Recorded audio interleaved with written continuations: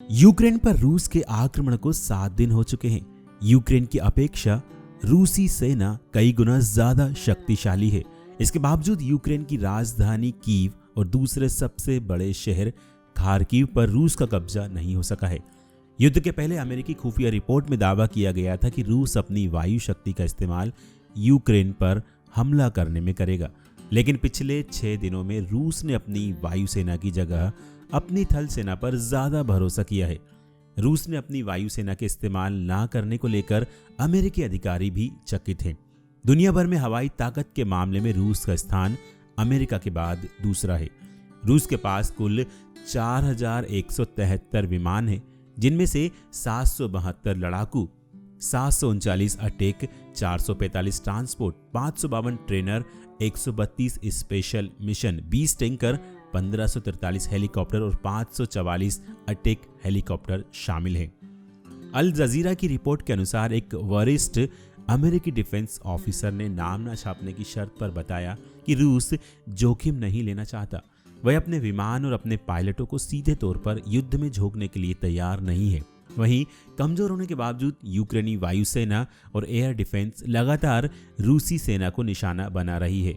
24 फरवरी को युद्ध के ऐलान के बाद विश्लेषकों को उम्मीद थी कि रूसी सेना यूक्रेन की वायुसेना और एयर डिफेंस को तुरंत बर्बाद करने की कोशिश करेगी। लंदन में रॉयल यूनाइटेड सर्विसेज इंस्टीट्यूट यानी कि RUSI थिंक टैंक ने the mysterious case of the missing Russian के नाम एक लेख में लिखा है कि रूस के वायु का इस्तेमाल करना तार्किक और व्यापक रूप से प्रत्याशित कदम था, लेकिन इसका इस्तेमाल नहीं किया गया। इसके बजाय यूक्रेनी वायुसेना के लड़ाकू विमान अभी भी कम प्रभावी डिफेंसिव एयर स्ट्राइक को अंजाम दे रही है। वहीं रूस सिर्फ ट्रांसपोर्ट के लिए यूक्रेन के हवाई क्षेत्र का इस्तेमाल कर रहा है। दावा किया जा रहा है कि रूसी सेना यूक्रेन के एयर डिफेंस मिसाइलों से बचना चाहती है।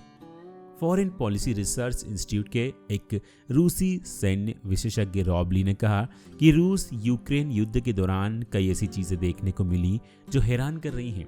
लोगों को पहले लगा था कि रूस पूरी ताकत के साथ यूक्रेन पर हमला करेगा, क्योंकि हर दिन के युद्ध की अपनी एक लागत होती है। इससे जोखिम भी बढ़ता है और तनाव भी बढ़ा रहता है।